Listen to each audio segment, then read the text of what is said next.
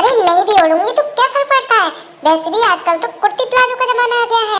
एक मारूंगी थप्पड़। बहू बेटियां घर की इज्जत होती हैं। वो जितना खुद को पर्दे में रखे उतना अच्छा रहता है। अच्छा, जब उन्हीं बहू बेटियों को बाहर खुले में जाकर नदी में नहाना पड़ता है तब वो इज्जत कहाँ चली जाती है। अरे तभी तो कहती हूँ, तू रात में ही नदी में नहाने जाया कर, तब वहाँ कोई नहीं आता, सारा गांव सो चुका होता है। चल अब दुपट्टा ला। उफ हे भगवान, कितनी कड़ाके की धूप पड़ी हुई है। ऊपर से गोबर और मिट्टी के लेपन से हाथ पैर भी गंदे हो गए हैं।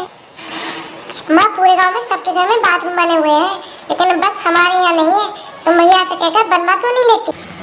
काश हम इतने गरीब ना होते, हमारे घर में भी एक बाथरूम होता।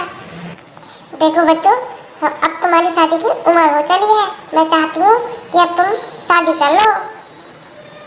क्या माँ, शादी? लेकिन क्यों? माँ, वो बात ये है कि हमने शहर में पिछले हफ्ते ही अपनी पसंद के लड़के से शादी कर ली। हाँ माँ, लेकिन हमने कई बार आपको बताना चाहा, लेकिन हिम्मत नहीं हुई बताने की। मुझे तो बड़ी जल्दी पड़ी थी शादी करने की। खैर, अब कोई नहीं, कर ही ली तो कल मेरे दामादों को भी घर ले आना। जी माँ, वो दोनों तो कब से आपसे मिलना चाहते थे। ओह गॉड, यहाँ तो लाइट भी चली गई, ऊपर से इतनी गर्मी पड़ रही है। माँ जी, बाथरूम कहाँ है? थोड़ी देर नहा के फ्रेश हो जाऊंगी। भाभी, अपने घर में बाथरूम नहीं है।